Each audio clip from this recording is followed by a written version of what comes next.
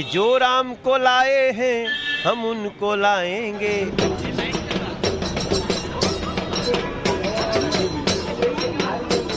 योगी सरकार आई है सजा यूपी। नमस्कार, टाइम्स ऑन भारत पे आपका स्वागत है। मेरे साथ मेरे सहयोगी सुशांत जी भी जुड़ गए हैं, पूरा भ्रमण करके आए हैं और योगी आदित्यनाथ का जो शपथ ग्रहण समारोह है, जो भव्य शपथ ग्रहण समारोह है, अटल बिहारी वाजपेयी एकाना स्टेडियम से आपके लिए लगातार लाइव कवरेज लेकर आ रहे हैं। एक बार जरा पंकज जरा दिखा दो, जनता काफी तादाद में आनी शुरू हो गई है। सुशांत दादा नहीं तो कम से कम 15,000 लोग तो ऑलरेडी आई चुके हैं, 15-20,000 लोग तो आई चुके हैं। 50,000 की कैपेसिटी और अभी 2 घंटे से ज्यादा का वक्त बचा हुआ है। तो धीरे धीरे लोग पहुंच रहे हैं और अभी वहां से जहां से एंट्री है वहां से बड़ी संख्या में लोग आते हैं। लाइन लगी पड़ी है, लाइन लगी पड़ी है, तो लोग धीरे धीरे पहुंच रहे हैं। लेकिन ये बताइए, आप घूम फिर के आए हैं, ये गोल स्टेडियम है ना, तो मैं पृथ्वी का एक चक्कर लगा कर आया हूँ देखने के लिए कि किस भांति भांति के रंग हमें दिखते हैं। तो लोगों में बहुत उत्साह मुझे नजर आया और बहुत सारे बीजेपी के कार्यकर्ता हैं, बहुत सारे आम लोग भी हैं जो यहाँ पे पहुंच रहे हैं। और जो हम एनालिसिस में चर्चा करते थे, लोग वही कह रहे हैं कि उनको ऐसा लगता है कि लॉ एंड ऑर्डर जो है वो एक बड़ा इम्पैक्टफुल मुद्दा रहा, जिसकी वजह से योगी आदित्यनाथ की सरकार आई है। कुछ लोग कह रहे थे कि हम तो चाहते हैं अगले 40 साल योगी जी रहें। तो मैंने पूछा कि क्या योगी जी 40 साल दिल्ली में ही रहेंगे या यूपी में ही रहेंगे, लखनऊ में ही रहेंगे, दिल्ली नहीं जाएंगे? तो आप देखिए कार्यकर्ता भी कितना स्मार्ट है। उसने कहा वो मुझे नहीं पता, लेकिन रहने चाहिए, यहाँ रहे वहां रहे, कहीं रहे। मतलब योगी जी के ऊपर जिम्मेदारी थोड़ी रहेगी कि दिल्ली का रास्ता ही साफ करते रहो बुलडोजर चला के रास्ता बनाते रहो।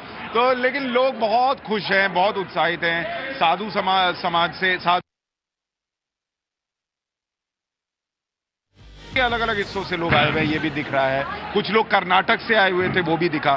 तो एक पूरा जिसको आप कहते हैं कि बीजेपी की एक तो मशीनरी भी है कि वो लोगों को बुला रही है। अच्छा, एक चीज और अच्छी हुई है कि जिस भी बीजेपी के कार्यकर्ता ने इस यूपी इलेक्शन में काम किया था, उन सबको बकायदा कार्ड गया कि आप इस शपथ ग्रहण में शामिल हो। तो एक वो फीलिंग आती है, पर्सनल टच वाली फीलिंग आती है कि ये नहीं कि बस हो गया, आप चुनाव जीत लिया, अब तुम कट लो वाला हिसाब नहीं है। आपने मेहनत की है, आप इसके हिस्सेदार हैं। कोई आ पाए ना आ पाए वो अलग बात है, लेकिन उनको बड़े सम्मान के साथ बुलाया गया। तो ये पार्टी में एक चीज है। और इसीलिए आप देखिए पार्टी में जो कार्यकर्ता है, जो बेस है कार्यकर्ता का, वो अगर आप कंपेयर करेंगे बाकी पार्टियों से, तो वो थोड़ा कंपेरेटिवली मजबूत नजर आता है और थोड़ा अनुशासित। सबसे बड़ी जरूरी बात यही है, अनुशासित नजर आता है, क्योंकि इस वजह से भी कि हम लोग लगातार बात कर रहे थे मंत्रिमंडल में कौन होगा, वहां पर भी अनुशासन की बड़ी झलक दिखाई पड़ती है। वरना कई जगह पर मंत्रिमंडल से आपका पत्ता कटा और आपने प्रेस कॉन्फ्रेंस कर दी।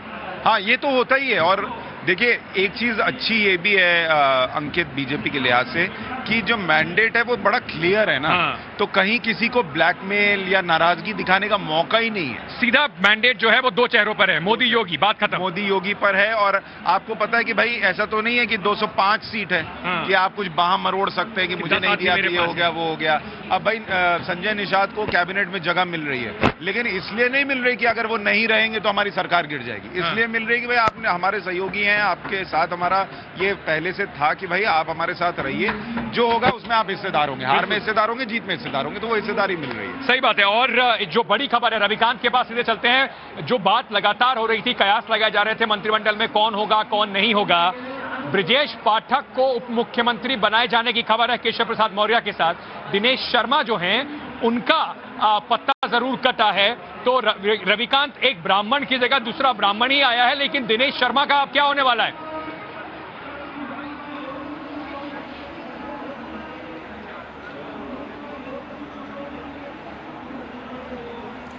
देखिए, हो सकता है कि पार्टी ने उनके लिए उनका रोल पहले से तय कर रखा होगा। हो सकता है कि उनको संगठन में कोई महत्वपूर्ण जिम्मेदारी दी जाए, क्योंकि वो पार्टी के वरिष्ठ नेता हैं और 5 साल तक उप मुख्यमंत्री रहे हैं, इसलिए उनकी जिम्मेदारी पहले से तय की गई होगी।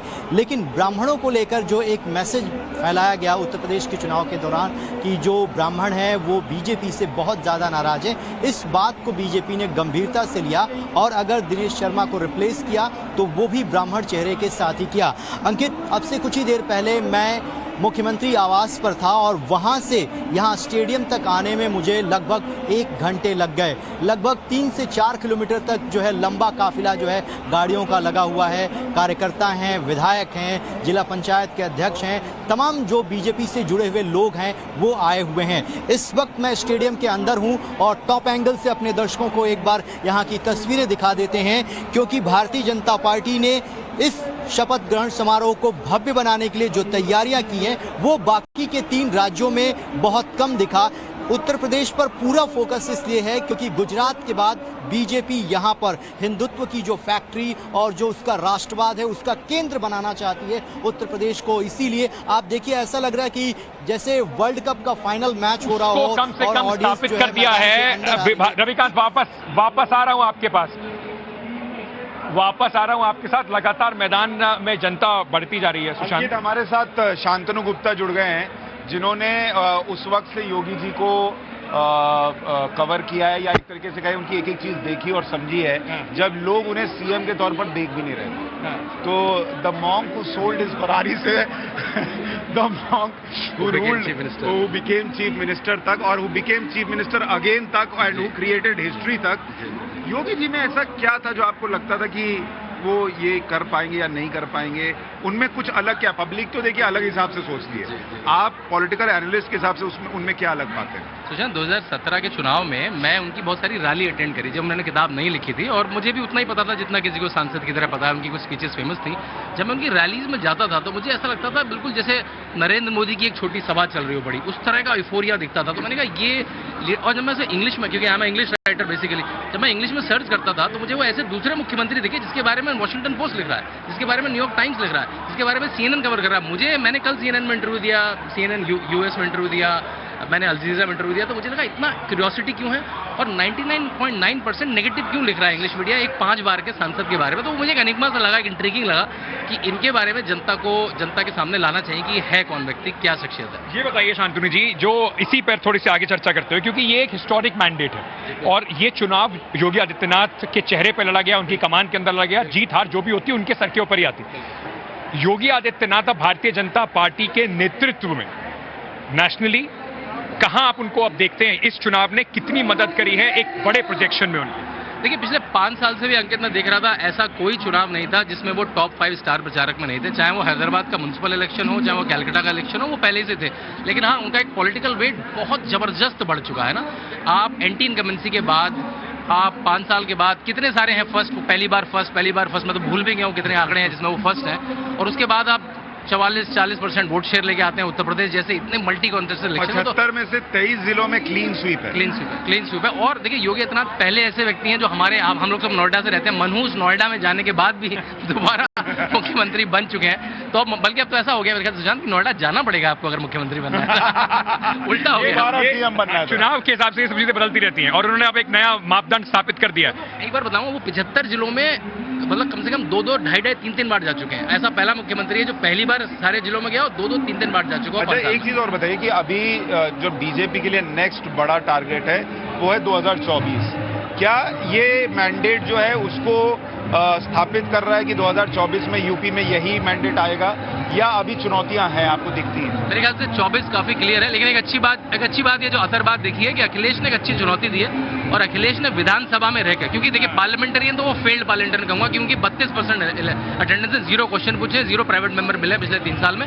लेकिन विधानसभा में रहकर उन्होंने एक तरह से एग्जाम्पल पेश किया है। उनके घर से 6 मिनट की दूरी है, तो मैं पहले से एक्सपेक्ट करता हूँ कि वो जाएंगे विधानसभा और वो डेली चैलेंज पोस्ट करेंगे। तो वो मेरे ख्याल से एक अगर एक्टिव पॉलिटिशियन हो गए एक पार्ट टाइम पॉलिटिशियन से, तो वो एक चुनौती पेश कर सकते हैं। जो अंकित मुझसे सुबह पूछ रहे थे, जो मेरा वर्जन था कि योगी आदित्यनाथ 2.0 का फोकस क्या रहेगा, तो मैंने जवाब ये दिया था कि जिस तरीके से उन्होंने उद्योगपतियों को बुलाया है, उनका पूरा फोकस है कि अर्थव्यवस्था यूपी के ऊपर जाए। क्या वही है फोकस या कुछ और? मेरा पिंड ट्वीट देखेंगे जिसपे कई हजारों रिट्वीट हैं। मैंने उनको जनवरी में मिला था चुनाव से पहले। मैंने कहा महाराज जी, ये मेरी किताब देने गया था, ये टर्म तो अच्छा रहा और अगला टर्म आ ही रहा है, अगले टर्म में क्या होगा आप दंग रह जाएंगे। उन्होंने क्या कहा? उन्होंने कहा कि जो भी संभव होगा यूपी को 1 ट्रिलियन इकोनॉमी बनाने के लिए। और 15 तारीख को, वो अभी चुनाव वो ली भी नहीं थी, RFP आ चुका है हर बड़े पेपर में 1 ट्रिलियन इकोनॉमी के लिए कंसल्टेंट हायर करने का, जो बड़ी बिग 5 कंपनी को हायर करने का।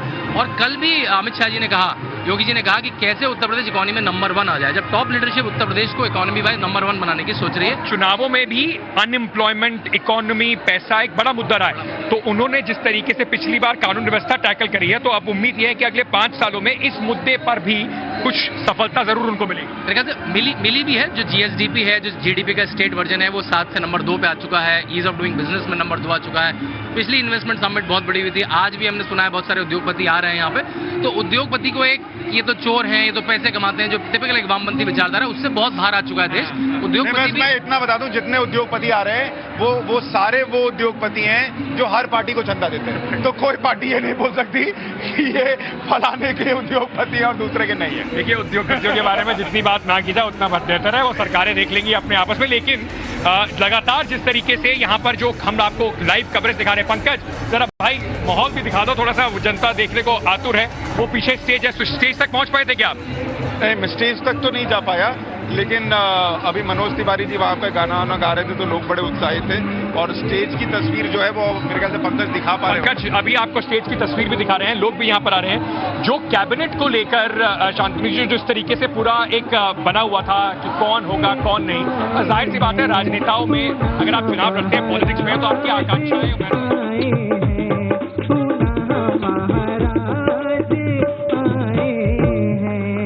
बोलिए सियावर रामचंद्र की, पवन सुत हनुमान की। और आप सभी से धन्यवाद देना चाहूंगा, बहुत बहुत धन्यवाद।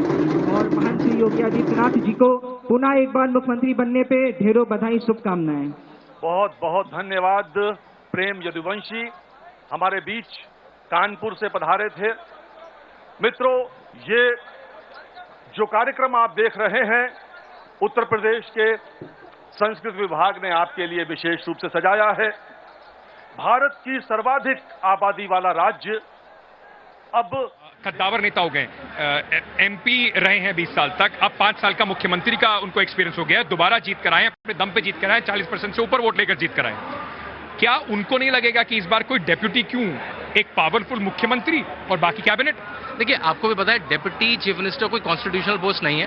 डेप्यूटी चीफ मिनिस्टर एक तरह से परसेप्शन मान लीजिए, परसेप्शन या फिर मतलब सीनियर कौन है, कैबिनेट्स में सीनियर कौन है वो है, वो तो कैबिनेट ही मंत्री होते हैं और उनके पास कुछ मेरे ख्याल से उससे मुख्यमंत्री का कोई दर्जा खत्म नहीं हो जाता। और जब तक होम मुख्यमंत्री के पास है, देखिए आप अगर होम है तो आप पुलिस गवर्न करते हैं, लॉ एंड ऑर्डर गवर्न करते हैं, तो और जितने इलेक्टोरली वो पॉपुलर है, ऐसा कौन विधायक है, ऐसा कौन डिप्टी चीफ मिनिस्टर, ऐसा कौन कैंडिडेट है जो योगी आदित्यनाथ को अपने क्षेत्र में कभी भी इलेक्शन के लिए कैनवेसिंग के लिए नहीं बुलाएगा? तो वो स्थापित हो चुके हैं मेरे ख्याल से। और देखिए, जो आपने कहा कि वो 19 साल 5 बार के सांसद रहे, अब वो 10 साल के मुख्यमंत्री हो जाएंगे और तब भी उनकी उम्र केवल 53 साल होगी। तो ये जो फैक्टर है उनको एक बहुत बड़ा नेता बना सकता है अगले फ्यूचर के 20 साल के लिए। सुशांत की इस पे बड़ी स्पष्ट और बड़ी सही राय होती है, जो बात कर रहे थे कि योगी आदित्यनाथ 10 साल बाद भी, यानी कि 5 इस टर्म के बाद भी 53 इयर्स के होंगे। एक यंग एडमिनिस्ट्रेटर, 19 इयर्स का एमपी का एक्सपीरियंस, 10 साल का सीएम का एक्सपीरियंस, एक और उम्र में बड़े यंग नेता हैं अमित शाह जी। तो आगे जाके क्या कंपटीशन अगर देखें? मुझे शांतनु भाई आप इस पे बताएंगे अपनी राय। मुझे ऐसा लगता है योगी आदित्यनाथ के लिए एक चैलेंज अभी भी बचा हुआ है, और वो है उनके लिए संगठन को अपने साथ मिलाकर चलने का वो अनुभव लेकर आना। देखिए, जब हम कंपेयर करते हैं कि नरेंद्र मोदी का 3 बार का चीफ मिनिस्टर का कार्यकाल था और उसके बाद वो प्राइम मिनिस्टर बने, नरेंद्र मोदी को सिर्फ इस बात का फायदा नहीं हुआ कि वो मुख्यमंत्री रह चुके थे, उनको इस बात का बहुत बड़ा फायदा हुआ कि वो संगठन के लिए बहुत काम कर चुके थे, और उनको जो ग्रास रूट लेवल सपोर्ट है, मैं मानता हूं कि योगी जी को भी होगा, लेकिन योगी जी के साथ क्या है कि वो हिंदुत्व और दूसरे मुद्दों पर है, वो जो एक कनेक्ट योगी जी के साथ है, अपने संगठन में प्रधानमंत्री की अभी भी कनेक्ट है, नीचे तक कनेक्ट है, वो करना पड़ेगा। मैं अभी एक लेख फाइल करके आ रहा हूँ इंग्लिश ऑनलाइन पोर्टल के लिए। मैंने कहा 3 जो बॉटलनेक थे उनके, 2 तो उन्होंने पूरे कर लिए। पहला बॉटलनेक था कि इनको एडमिनिस्ट्रेटिव रोल में रहने, कभी अटल जी की सरकार में, मोदी जी की सरकार में मंत्री ने, इनको नहीं पता ब्यूरोक्रेट को कैसे संभालना, वो बिल्कुल साध लिया है। दूसरा, गोरखपुर या ज्यादा ईस्टर्न यूपी के बाहर नहीं निकले, बस चुनाव प्रचार के निकले। 75 जिलों में 2-2, 3-3 बार पूरे उत्तर प्रदेश की बिल्कुल गली गली छान मारी, वो भी खत्म हो गया। तीसरा जो आपने बोला, वो कभी बीजेपी के मतलब मंडल अध्यक्ष, जिला अध्यक्ष, प्रदेश अध्यक्ष चुनाव प्रभारी नहीं रहे, जो नरेंद्र मोदी मतलब ऐसा कोई स्टेट नहीं बचा होगा जिससे वो मुख्यमंत्री से पहले इसका वो प्रभारी न रह चुके। तो वो जो पार्टी से कनेक्ट है कि पार्टी का मंडल अध्यक्ष होता क्या है, बूथ अध्यक्ष होता क्या है, उसका जीवन क्या है, वो योगी आदित्यनाथ ने सामने से नहीं देखा है। तो वो कनेक्ट मेरे ख्याल से उन्होंने पूरा करा है पिछले 2-3 साल में, सारे चुनाव को उन्होंने सामने देखा है। और स्वतंत्र देव सिंह, सुनील बंसल ने उसको कपलिंग भी करी है। वो मेरे ख्याल से अभी इस 5 साल में उस पर भी काम करने की जरूरत मुझे लगता है। मुझे एक चीज और लगती है शांतनु जी कि ये कार्यकाल जो योगी आदित्यनाथ का होगा, मुझे मेरी पर्सनल राय ऐसी है कि वो शायद पहले वाले से थोड़ा और बेटर होगा।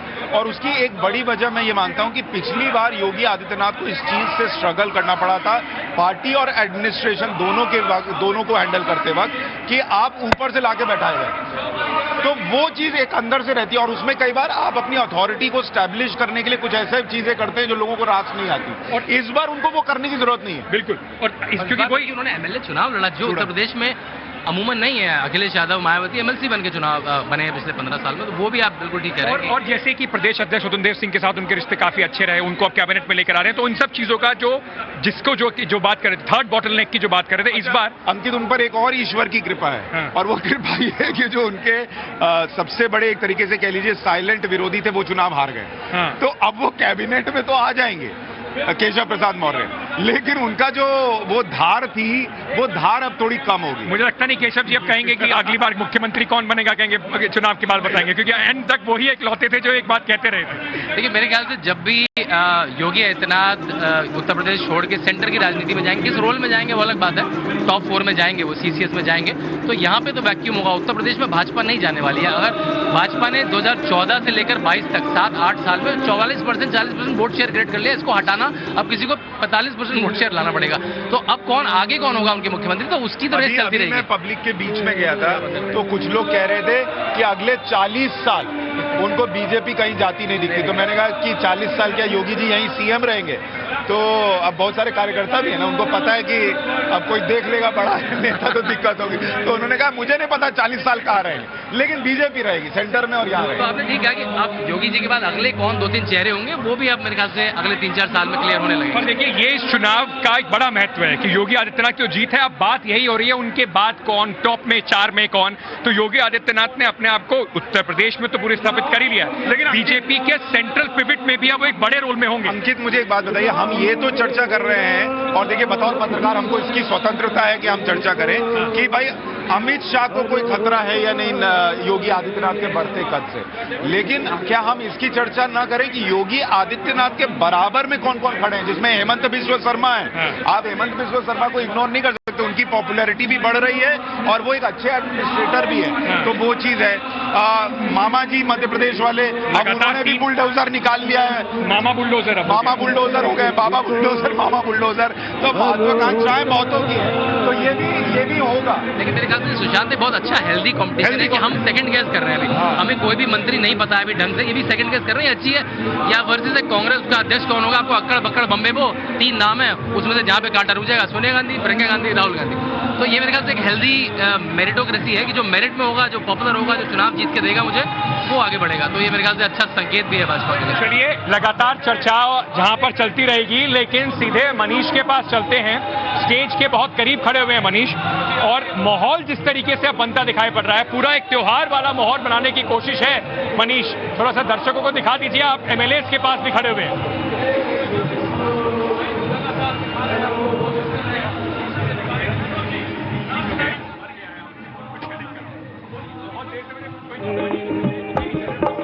राम मेरा भी है मुझको भरोसा है।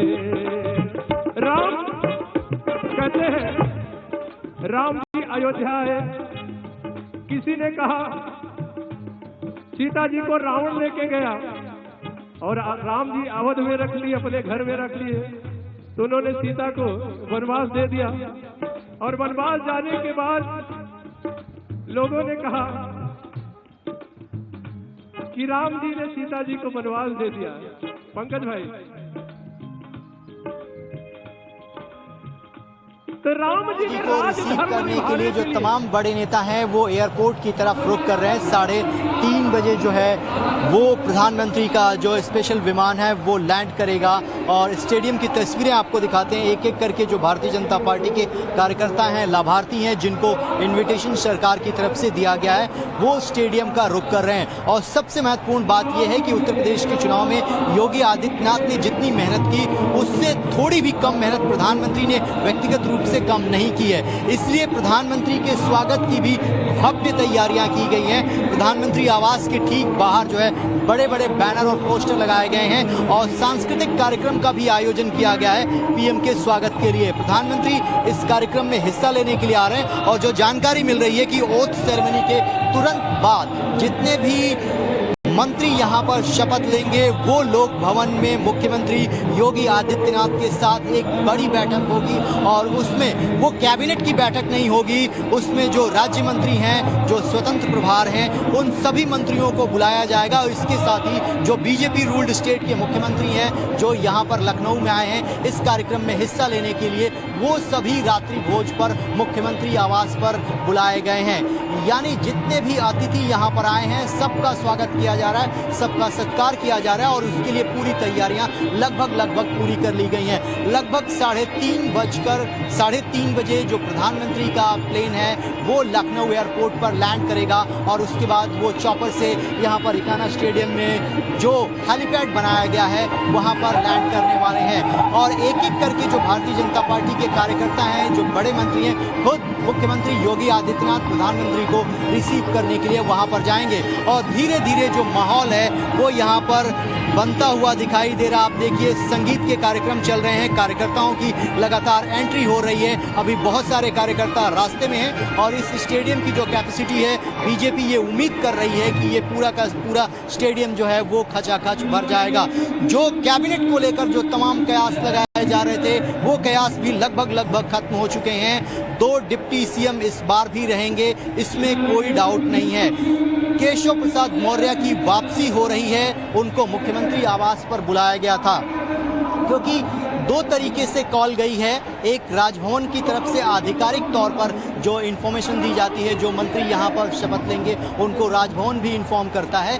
लेकिन भारतीय जनता पार्टी में ये परंपरा रही है कि जो पार्टी का अध्यक्ष होता है, संगठन महामंत्री होता है, वो भी फोन करके बुलाते हैं और बताते हैं कि आपको हम ये बड़ी जिम्मेदारी देने जा रहे हैं। तो जिन मंत्रियों को सुबह 10 से 12 के बीच में अंकित कॉल गई उनको मुख्यमंत्री आवास पर बुलाया गया चाय के लिए, एक औपचारिकता के लिए। और जितने भी मंत्री वहां पर गए जिनके नाम चल रहे हैं इस वक्त, उनमें से ज़्यादातर मंत्री बनाए जा रहे हैं, इसकी जानकारी अभी तक मिल रही है। तो ये एक पूरा का पूरा जो खाका था वो जो भारतीय जनता पार्टी ने उत्तर प्रदेश के लिए और 2024 के लोकसभा चुनाव के लिए खींचा है, उसकी रूपरेखा पूरी तरीके से तैयार हो गई है। आज उसको अमली जामा बनाया जाएगा जब मुख्यमंत्री यहाँ पर ओथ लेंगे और उसके साथ ही उनकी कैबिनेट उनके साथ होगी। और इस मौके को और भी ज़्यादा भव्य बनाने के लिए बीजेपी ने अपनी पूरी ताकत लगाई। जितने भी उनके बड़े लीडर हैं आज लखनऊ के इसी इकाना स्टेडियम में रहेंगे और स्टेडियम की टॉप एंगल की तस्वीरें हम आपको दिखा रहे हैं। यहाँ पर जो प्रशासनिक अमला है वो यहाँ पर आ पहुंचा है। अवनीश अवस्थी को आप तस्वीरों में देख सकते हैं, वो यहाँ आपके पास वापस आ रहे हैं। इस वक्त की बड़ी खबर भी आपको बता देते हैं। प्रधानमंत्री नरेंद्र मोदी 3:30 बजे यानी कि 1 घंटे बाद विशेष विमान से लखनऊ पहुंचेंगे और 3:50 पर प्रधानमंत्री चॉपर से इकाना स्टेडियम हेलीपैड पर यहां से पहुंचकर 4 बजे बिल्कुल आपको स्टेज पर दिखाई पड़ेंगे। आदर्श हमारे सहयोगी भी हमारे साथ जुड़ रहे हैं। आदर्श, और क्या जानकारी है रे? प्रधानमंत्री नरेंद्र मोदी भी 3:30 बजे पहुंच जाएंगे। कौन कौन पहुंच गया है, कौन कौन अभी बाकी है आना?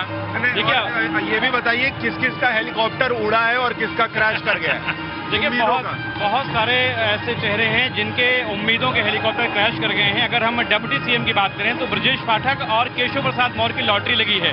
दोनों लोग इस वक्त स्टेडियम में मौजूद हैं, उनको देख पा रहे हैं, वो लोग यहाँ पर पहुंचे हुए हैं। इसके साथ साथ तकरीबन 1520 ऐसे चेहरे हैं बड़े मंत्रिमंडल के जिनका नाम काट दिया गया है। और उसमें मजे की बात यह है कि कई ऐसे जिले के जिले हैं जो पूरे खाली जा रहे हैं, यानी पूरे जिले से कोई मंत्री नहीं बनाया जा रहा है।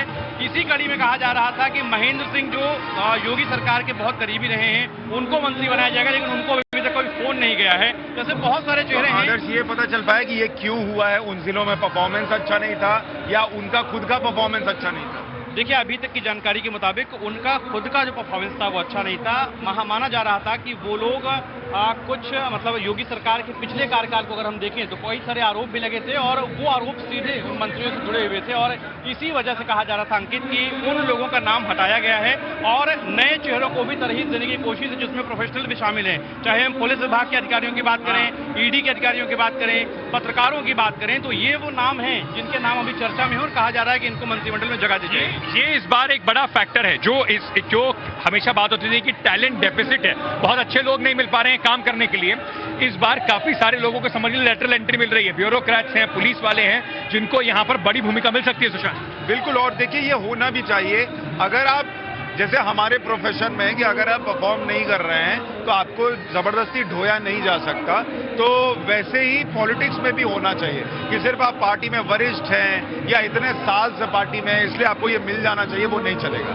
अगर आप परफॉर्म करते हैं, आपका स्वागत है। मेरिट का खेल है, मेरिट का खेल है। और ये पॉलिटिक्स में नरेंद्र मोदी ने बहुत कायदे से शुरू किया और मुझे लगता है ये थोड़ा बहुत काम जो मुझे लगता है आप शायद ज्यादा बताएंगे, आम आदमी पार्टी में भी हो रहा है कि इस बार पंजाब में जो उन्होंने कैबिनेट चुनी है उसमें, और ये दिल्ली में भी उन्होंने किया था कि डॉक्टर्स को लाओ और दूसरे ऐसे स्पेशलिस्ट को लेकर आओ। दोनों चीजें होती हैं, परसेप्शन भी बनता है, जनता के बीच में भी परसेप्शन जाता है कि पढ़े लिखे लोगों को, प्रोफेशनल लोगों को मौका मिल रहा है, सिर्फ ऐसे लोगों को नहीं, क्योंकि बार बार बात होती थी अरे 10वीं पास है पर मंत्री बन गए और वहां पे, तो ये सारे फैक्टर से निकलने की एक बाहर कवायद है और राजनीति में चेंज जरूर आ रहा है। और खासतौर से 2014 के बाद से लगातार ये देखा जा रहा है, अरविंद केजरीवाल हो, उनकी राजनीति में भी इस तरह से देखा गया कि हम आम आदमी को, पढ़े लिखे लोगों को राजनीति में आगे लेकर आएंगे और शायद इसी बात की कवायद अब हर पार्टी में धीरे धीरे शुरू हो रही है। मुझे इसमें एक चीज बस मैं जोड़ूंगा अंकित, कि पढ़े लिखे और एक बेहतर एडमिनिस्ट्रेटर होने में एक बैलेंस की जरूरत है। बिल्कुल, सिर्फ कोई आईएएस हो। एक और चीज अगर आप देखें तो इसमें युवा चेहरों को बहुत तरहीज दी गई है। अगर आप देखें तो पिछले जो 5 साल का कार्यकाल रहा है तो उसमें बहुत सारे वरिष्ठ मंत्री रहे हैं, बड़े पद पे रहे हैं, लेकिन इस बार सारे युवाओं को मौका दिया जा रहा है। यानी अगर हम कहें तो 70% ऐसी कैबिनेट है जो युवाओं से भरी हुई है, युवा चेहरे उसमें हैं। एक तरीके से 2024 की तैयारी भी है, ये युवाओं को एक बड़ा संदेश देने की भी कोशिश है। ये बात हम सुबह से कर रहे हैं कि 2024 के लिए आज की कैबिनेट से और जो भी स्टेज से बोला जाएगा एक बड़ा संकेत जरूर होगा। 22 आपने साथ लिया है, 24 आपका बड़ा मिशन बचा है। देखिए, इस सबसे बड़ा मैसेज जो अगर आप युवाओं को साधने की कोशिश कर रहे हैं और इतने बड़े बड़े उद्योगपति मंच पर दिख रहे हैं, तो वो एक क्लियर मैसेज आता है ना, उनको भी पता है ये उद्योगपति किस लिए बुलाए, ऐसे तो आएंगे नहीं। और हर चीज के लिए एक माहौल बनाने की भी बात होती है। अंकित, कई बार मैं चर्चा में कहता हूं कि इस बात को कोई नकार नहीं सकता कि उत्तर प्रदेश में लॉ एंड ऑर्डर बेटर हुआ है। हम लोग रात में जब फिल्म सिटी से घर लौटा करते थे तो कई बार मैंने देखा संस्थाओं में ये चर्चा होती थी कि रात में फीमेल एंकर का बुलेटिन लगाए नहीं लगाए, उसको 12 बजे अकेले लौटना पड़ेगा या फिर कोई क्या व्यवस्था होगी नहीं होगी, गार्ड भेजो साथ में। अब वो नहीं होता। तो अगर इंडस्ट्रियलिस्ट को भी आना है तो उसको ये चीज तो दिमाग में रहेगी ना कि भाई मेरा फीमेल स्टाफ कैसे जाएगा, नहीं जाएगा, फिरौती मांगी जाएगी नहीं मांगी जाएगी, कट देना पड़ेगा नहीं पड़ेगा। तो वो मुझे लगता है ईज ऑफ डूइंग बिजनेस में जो यूपी की रैंकिंग बेटर हुई, एक लॉ एंड ऑर्डर बेटर हुआ, उससे एक माहौल है और उसको उद्योग वर्ग जो है वो एक्सेप्ट कर रहा है, ये दिखाने के लिए आज यहाँ लोग होंगे। एक बात मैं इसमें जोड़ना चाहूंगा, अभी जो सुशांत ने कहा कि शासन की बात हो रही है यहाँ पर, पूरे कैमरे में अपना चेहरा दर्शकों को क्यों नहीं दिखाते? पूरे हम अगर इस पूरे कैंपेन को देखें, चुनाव के बाद जब रिजल्ट आए हैं तो सबसे बड़ी बात ये कही जा रही है पूरा चुनाव जो है शासन और राशन पर हुआ है। राशन यानी जिन लाभार्थियों को ये लाभ मिला है राशन का, तमाम चीजों का, शासन यानी सुरक्षा, जो सुरक्षा का माहौल मिला है उसका सबसे बड़ा असर रहा है और इसीलिए ये एक नारा बन गया है कि शासन और राशन की वजह से दोबारा सरकार लौट के आई है। राम प्लस राशन का जो फॉर्मूला है वो बिल्कुल यहाँ पे तत्परता चलता दिखाई पड़ रहा है। जरा भाई एक बार पंकज जरा उठाओ कैमरा, मेहनत करो थोड़ा बाहुबली बन के और जरा दिखा दो यहाँ पर, क्योंकि अब ना जनता सच में अब काफी सारे लोग दिखने शुरू हो गए। एक तरफ तो बिल्कुल खचाखच भरता हुआ दिखाई पड़ रहा है और ये जो तैयारी है आप देखेंगे, जो पिच का एरिया कम से कम होता है बीच के एरिया में, वहां पर एक कमल बहुत बड़ा बनाया गया, स्टेज बहुत बड़ा सजा हुआ है, उसमें काफी सारे लोगों को बैठने की व्यवस्था है। आगे एक पूरा एनक्लोजर है जहां पर एमएलएज के बैठने की व्यवस्था की गई है और क्योंकि भारतीय जनता पार्टी में भर भर के एमएलएज बार आए हैं इस बार भी, अभी, मतलब पिछली बार से थोड़े कम है, लेकिन फिर भी 273 उनके गठबंधन के हैं, तो उसके लिए भी काफी सारी जगह है। उनके परिवार के लोग भी बड़े उत्सुक होंगे आज यहाँ पर आने के लिए। तो आप लगातार यहाँ पर देख रहे हैं, और जैसे कि आदर्श बता रहे थे, जो 2 डेप्यूटी चीफ मिनिस्टर बनाए गए हैं, ब्रजेश पाठक और केशव प्रसाद मौर्य, दोनों पहुंच चुके हैं यहाँ पर पूरी तैयारियों का जायजा लेने के लिए। और दूसरी तरफ में अगर आपको दिखाऊं तो यहाँ पे भी जनता चल रही है। अब दिक्कत यह है कि इधर धूप ज्यादा है, तो हर कोई कोशिश कर रहा है कि वहां पहुंच जाए। थोड़ी देर में वो सब चीजें बेहतर हो जाएंगी। तो सुशांत, अभी आप जब पूरा ऐसे यहाँ घूम कर आए थे, गोल चक्कर लगा कर आए थे, मुख्य बात, क्योंकि आज कोशिश ये भी है कि भाई जिन कार्यकर्ताओं ने इतनी मेहनत की है, ऐसा नहीं था कि चुनाव बिल्कुल आसान था या बिल्कुल सब लोग पैर पे पैर धरे बैठे थे कि बस अब तो जीत ही गए और बन ही जाएगा। उनके लिए आज एक बड़ा दिन होगा, उनके लिए भी, क्योंकि उत्तर प्रदेश में ऐसा कभी हुआ नहीं है कि दोबारा चुनाव जीतकर पार्टी वापस आ गई हो इतने बड़े समर्थन के साथ और सीएम वापसी कर रहे हो। देखिए, कार्यकर्ताओं का आपको अगर उत्साह समझना हो, मैं आपको एक एग्जांपल देता हूं जिसकी तस्वीर अभी थोड़ी देर में चल जाएगी, फीड यहां से जा रही है। एक भाई साहब आए हुए थे और उन्होंने अपने सिर पर एक पट्टी बाल की ऐसे छोड़ रखी है, और इधर उड़ा रखा है और इधर उड़ा रखा है, और एक तरफ उन्होंने मोदी योगी लिख रखा था और दूसरी तरफ उन्होंने द कश्मीर फाइल्स जो है वो ऐसे करके कुछ लिख रखा था। तो उनसे जब चर्चा हो रही थी तो उन्होंने कहा कि मेरा बहुत मजाक बना है सालों साल कि ये क्या करते हो, ये योगी और मोदी करते रहते हो और इससे कुछ नहीं होगा, इस बार तो योगी हार रहे हैं वगैरह वगैरह। तो लेकिन एक कमिटमेंट था कि मैंने बाल नहीं उगाए तो नहीं उगाए, और वो लिख के घूमता रहा तो घूमता रहा। तो वो चीज जो है, वो कनेक्ट जो है ना लोगों का, आप जब जाएंगे तो महसूस होता है। मुझे ऐसा कोई नहीं दिखा इतनी भीड़ में, हो सकता है कुछ हो लेकिन मुझे नहीं मिले जिन्होंने कहा हो कि नहीं लेकिन ये जीत गए तो जीत गए, ये नहीं किया वो नहीं किया। एक थोड़ा नाराजगी का भाव जो होता है वो कम से कम नहीं। और आज का दिन खैर जश्न का दिन है, त्योहार का, भारतीय जनता पार्टी के लिए दिन है। हमारे साथ वरिष्ठ पत्रकार पॉलिटिकल एनालिस्ट आशुतोष इस वक्त जुड़ रहे हैं स्टूडियो से, और हमारे साथ आर गोपालन जी भी जुड़ रहे हैं स्टूडियो से, वरिष्ठ पॉलिटिकल एनालिस्ट हैं, पत्रकार हैं। आशुतोष जी, सबसे पहले आपसे पूछना चाहूंगा, अब उत्तर प्रदेश के अगले 5 साल में आप किस तरीके की सरकार को देख रहे हैं, और योगी आदित्यनाथ को कद को इस जीत के बाद जो आज भारतीय जनता पार्टी मैसेजिंग कर रही है उससे कितना बढ़ता दिख रहा है? देखो अंकित, सबसे पहली तो यह कि मैंने बड़े दिनों के बाद इतने बड़े पैमाने पर किसी मुख्यमंत्री का शपथ ग्रहण समारोह में देख रहा हूं, और जिस पैमाने पर है ये अपने आप में इस बात को दर्शाता है कि दरअसल योगी आदित्यनाथ को एक बड़े, न केवल उत्तर प्रदेश के मुख्यमंत्री के तौर पर बल्कि एक दूसरे बड़े रोल के तौर पर उनको एक तरीके से लॉन्च किया जा रहा है, और ऐसा पार्टी कर रही है। दूसरी बात यह कि जितने बड़े पैमाने पर यहां पर हिंदुस्तान के बड़े बड़े इंडस्ट्रियलिस्ट को बुलाया गया है, वो भी इस बात को दर्शाता है कि आने वाले दिनों में भारतीय जनता पार्टी का योगी के नेतृत्व में उत्तर प्रदेश को लेकर एक नया एजेंडा भी हो सकता है। क्योंकि पिछले 5 साल में अगर योगी आदित्यनाथ को अपने आप को स्टैब्लिश करने में, तमाम चीजों में अगर गुजरा, तो आने वाले 5 साल में उन्हें इस बात को साबित करना होगा कि दरअसल वो उत्तर प्रदेश को विकास के पथ पर वहां ले जा सकते हैं जो भारतीय जनता पार्टी उनसे उम्मीद करती है। क्योंकि आज की तारीख में उत्तर प्रदेश की आर्थिक स्थिति बहुत अच्छी नहीं, हालांकि भारतीय जनता पार्टी इस बात को मानती नहीं है, लेकिन आर्थिक मॉडल अगर जो गुजरात का मॉडल था जिसको नरेंद्र मोदी ने बहुत प्रतिपादित किया, या जिस तरीके से अरविंद केजरीवाल दिल्ली के मॉडल में प्रतिपादित करते हैं, अगर उसी तरीके से आने वाले 5 साल में अगर योगी मॉडल या यूपी का मॉडल अगर हो पाएगा तो ये उनके हमारे ख्याल से सबसे बड़ा लक्ष्य होना चाहिए, और यही उनकी सबसे बड़ी जीत भी होनी चाहिए।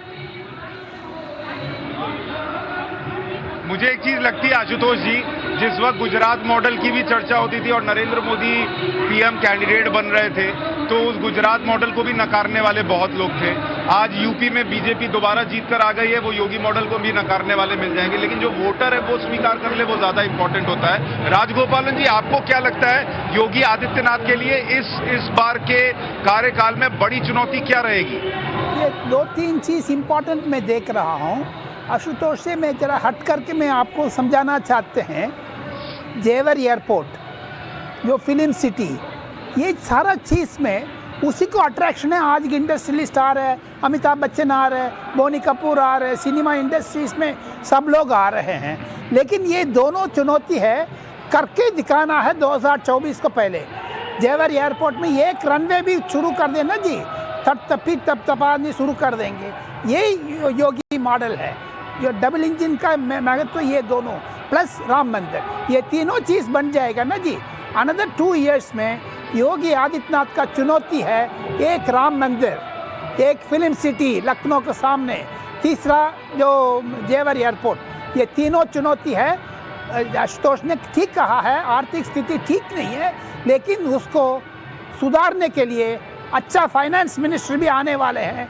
इसके अलावा मैं एक चीज़ बोलना चाहता हूँ, आने वाले दिन में कम से कम 15 दिन को अंदर अंदर एक महत्वपूर्ण निर्णय आने वाले हैं, देखते जाइए।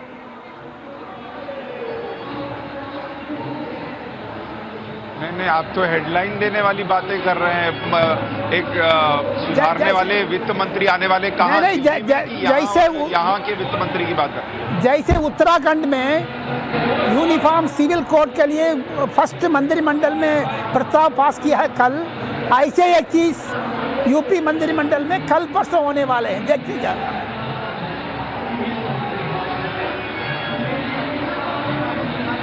तो आशुतोष जी को दोबारा चिट्ठी तो नहीं लिखने पड़ेगी कि यूपी में बड़ा डर का माहौल है? ऐसा तो नहीं है कोई निर्णय? वापस ले लेगा आशुतोष, वो चिट्ठी के वापस ले लिया, ये देखो वापस ले लिया। देखिए सुशांत, जो जिस तरीके ये यूनिफॉर्म सिविल कोड की बात कर रहे हैं, मुझे लगता है कि अगर uniform civil code Bharatiya Janata party लेकर आती उत्तर प्रदेश के अंदर, तो इसमें किसी तरीके की कोई दिक्कत नहीं होनी चाहिए, क्योंकि भारतीय जनता पार्टी जब से उसका निर्माण हुआ है तब से वो लगातार 3 मुद्दों की बात करती रही है। धारा 370 के बारे में बात करती रही, यूनिफॉर्म सिविल कोड के बारे में बात करती रही है। तो अगर वो यूनिफॉर्म सिविल कोड लेकर आती तो किसी को हैरानी भी नहीं होनी चाहिए, क्योंकि ये बीजेपी का पुराना एजेंडा रहा है और उससे कभी पीछे भी नहीं हटी है। अब दूसरा अगर उनको टर्म मिला है और वो भी 2/3 बहुमत मिला है, तो क्यों नहीं वो उस बात को आगे बढ़ाने की कोशिश करते। और वैसे भी आज़ादी के 70 साल के बाद अब कम से कम देश के अंदर यूनिफॉर्म सिविल कोड के मसले पर एक चर्चा भी होनी चाहिए, और अगर यूनिफॉर्म सिविल कोड आता है तो किसी कम्युनिटी को इस पर ऑब्जेक्शन भी नहीं होना चाहिए। अभी कुछ कहने की जरूरत नहीं है, उसकी प्रतीक्षा करने की जरूरत है।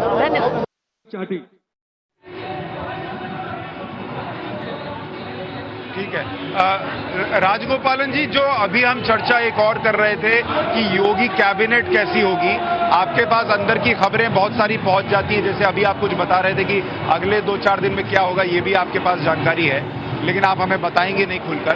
कैबिनेट के बारे में बताएंगे, वो तो अगले 2 घंटे में पता चल ही जाएगा। में भी चमकदार होगा, देखते जाना। आधा घंटे इंतजार करिए संतोष, आधा घंटे, क्योंकि उसमें चमकदार चीज है। ये आरएसएस का, नरेंद्र मोदी का मोहर है उस मंत्रिमंडल में, क्योंकि आने वाले दिन एटलीस्ट 6 months to 1 year बहुत ही मुश्किल ये फेस है, उसको क्रॉस करना है योगी आदित्यनाथ। सेकेंड थिंग, आप ये सारा योगी क्योंकि हम बार पूछ रहे, ये अखिलेश यादव विपक्ष का नेता बनेगा, जैसे पार्लियामेंट में वो अटेंड ही नहीं कर रहे थे, लोकसभा में कभी दिखाते भी नहीं है, भाषण भी नहीं दिया।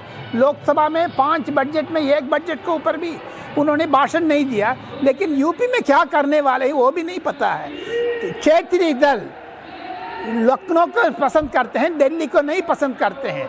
क्षेत्रीय दल का जितना भी नेता हो, अखिलेश यादव हो, आजम खान हो, वो क्यों इस्तीफा दिया एमपी से, क्यों एमएलए के पास जा रहे हैं? सो उधर चुनाव होगा, उधर चुनाव में सपोज बीजेपी 1 सीट भी जीत जाती है, स्थिति बदल जाएगी। सेकंड थिंग, नरेंद्र मोदी को देखना नहीं चाहते हैं पार्लियामेंट को अंदर, ये Akhilesh Yadav, that is why he resign Lucknow पास किया है।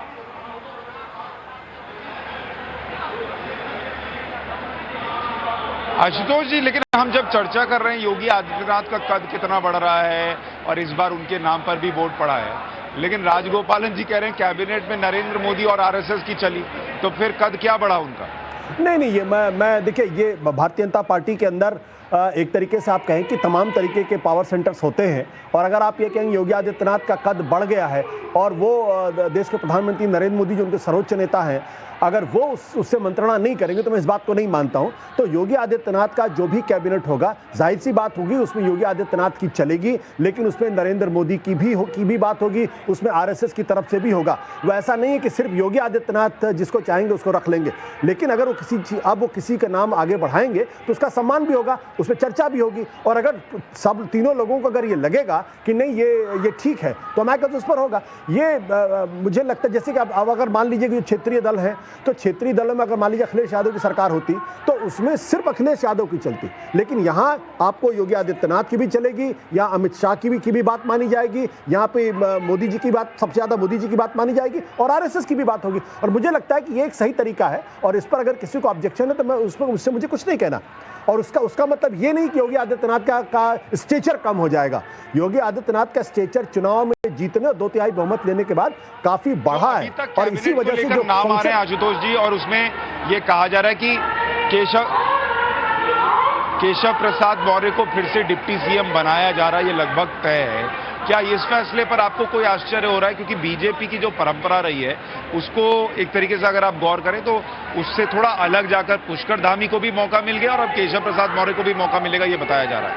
देखिए, जो केशव प्रसाद मौर्य जी को बनाया जा रहा है, इसके पीछे 2 कारण मेरी समझ में आते हैं। पहला तो ये कि उत्तर प्रदेश के अंदर भारतीय जनता पार्टी का एक बड़ा ओबीसी चेहरा केशव प्रसाद मौर्य है, और 2017 में एक तरीके से मुख्यमंत्री पद के प्रबल दावेदार भी थे, और पिछले चुनाव के दौरान अगर कुछ ओबीसी जातियां अगर भारतीय जनता पार्टी से थोड़ी छिटक कर गई हैं, तो उसका कारण ये भी माना जा रहा है कि ओबीसी जातियों को उतना प्रश्रय नहीं मिला।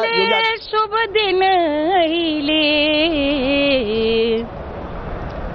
योगी जी एक बार फिर से कमान संभाल लें।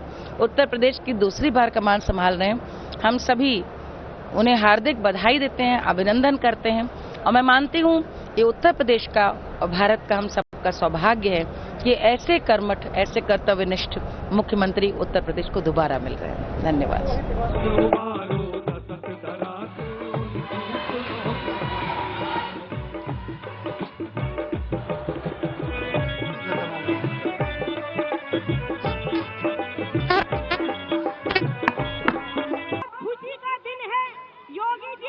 शपथ ले रहे हैं मुख्यमंत्री की, और मेरा एक गाना भी आया था 10 मार्च को, जीत गया बाबा बुलडोजर वाला। आए हुए हैं आज के इस ऐतिहासिक दिन के लिए, क्या कहना चाहेंगे आप?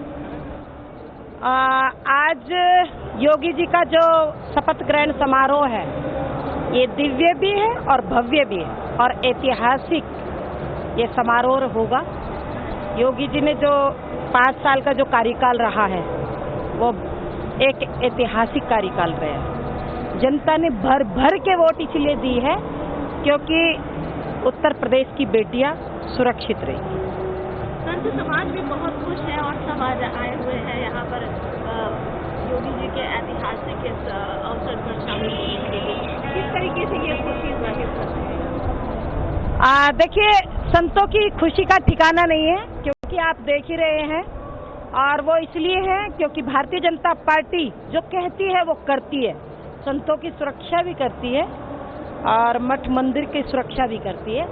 जो इन्होंने कहा राम मंदिर की बात, आज राम मंदिर, भव्य राम मंदिर बन रहा है। धारा 370 कब से लड़ाई लड़ रहे थे, धारा 370 की उम्मीद नहीं थी, लेकिन वो भी काम किया है। काशी जी का कॉरिडोर बन चुका, तो इसलिए भारतीय जनता पार्टी जो कहती है वो करती है, इसीलिए भाजपा के साथ संत समाज।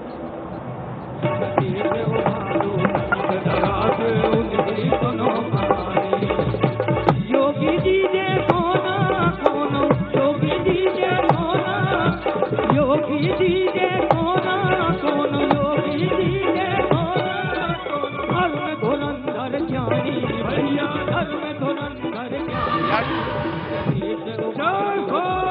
एक बार आपको जल्दी से दिखा देता हूं, और अब मैं अगर अपने कैमरा पर्सन से रिक्वेस्ट करूं, स्टेडियम लगभग जो है वो एक तरफ का भर चुका है और दूसरी तरफ का धीरे धीरे भर रहा है, क्योंकि उस तरफ थोड़ी धूप ज्यादा है और इधर छांव थी, तो लोगों ने पहले छांव देखी और इधर जो है वो जगह पहले ऑक्यूपाई हो गई, और इधर धूप वाली जगह में लोग जो है वो अब धीरे धीरे जा रहे हैं, क्योंकि अभी भी वक्त बचा हुआ है। और उसके बाद जो है अगर आप देखेंगे जो यहाँ पर संत समाज के लोग आए हैं उनकी तस्वीरें हैं। ये बड़ी स्क्रीन अगर आप देखेंगे, चूंकि स्टेडियम है, अमूमन इस बड़ी स्क्रीन पर जो है वो डिसीजन रिव्यू सिस्टम, हाइलाइट्स और जो रिप्ले होता है वो आता है, लेकिन अभी जो लोग आए हुए हैं उनकी तस्वीरें आ रही हैं, जो परफॉर्मेंस चल रहा है उसको दिखाया जा रहा है, उसकी तस्वीर है। तो ये माहौल इस वक्त है यहाँ पर। हमारे साथ अंकित भी आ गए हैं। अंकित, आप कहाँ घूम कर आए और क्या देख कर आए, बताइए। देखिए, मैं गया था देखने के लिए क्योंकि मीडिया का तगड़ा जमावड़ा है, तो उसके आसपास देखने गया था कि लोग क्या किस तरीके से कवरेज चल रही है। बातचीत जो है वो हम आपको पहले ही बता रहे हैं। जो लोग अभी कयास लगा रहे हैं कौन कहां पे कैबिनेट में बैठने वाला है, वो सारी खबरें आपको टाइम्स ऑफ भारत में मिली रही हैं। और साथ ही साथ ये जो अलग अंदाज है, मैं इसको भी देखने गया था, अब मुझे लगता है कि जो पूरा बिल्डअप है अब वो इस तरह से दिखाई पड़ेगा। अब ये पूरा रंगारंग कार्यक्रम होगा जब तक प्रधानमंत्री नरेंद्र मोदी और योगी आदित्यनाथ जी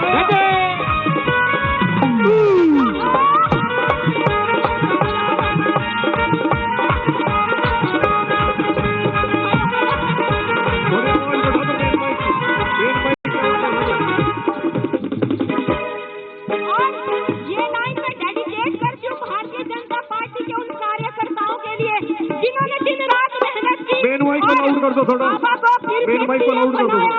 आज शपथ लेने जा रहे हैं तो ये सब कार्यकर्ताओं को डेडिकेट करती हूँ।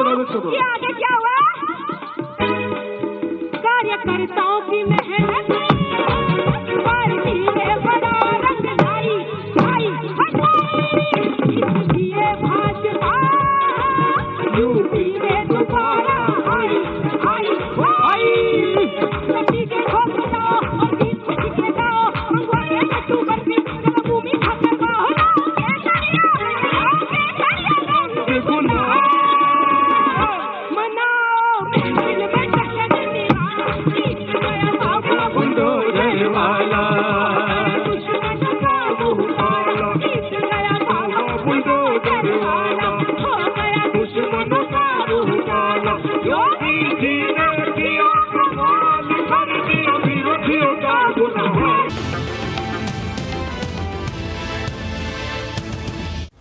In association with MDH Kitchen King, MDH Kitchen King मसाला, असली मसाले सच MDH।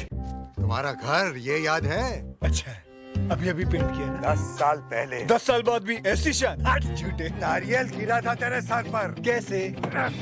याद है, बर्जर लॉन्ग लाइफ पेंट, जिसका प्योर सिलिकॉन दे धूल, बारिश और फंगस से प्रोटेक्शन और ब्यूटी चले long. Berger long life paint.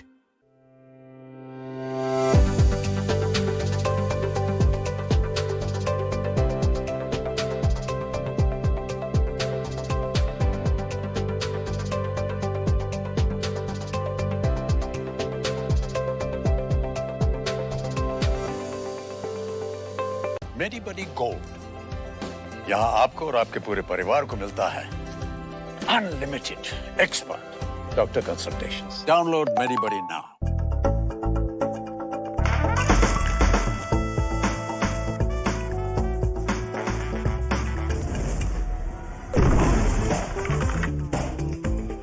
Always been on it, man.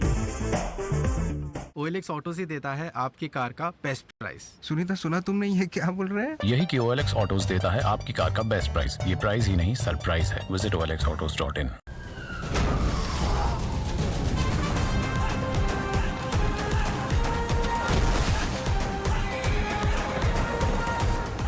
क्यों ना हम शादी कर लें? शादी? I love you very much but I think we are on level 2।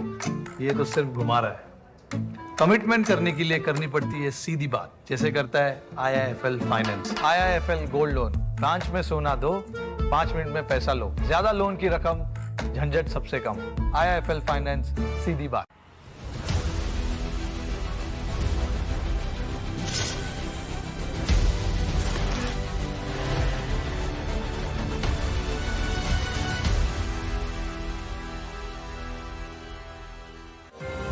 Presenting partner IDFC First Bank. Powered by CoinSwitch, India's largest crypto app. For a new day partner, Toshiba. Associate partner, Amrita Vishwa Vidyapeetham. MediBuddy gold, यहाँ आपको और आपके पूरे परिवार को मिलता है unlimited expert doctor consultations. Download MediBuddy now. Welcome to Lottoland. Are you the winner of the US Powerball, the world's biggest jackpot? Watch out for the results every Tuesday, Thursday, and Sunday right here. This game involves an element of financial risk and may be addictive. Please play responsibly and at your own risk.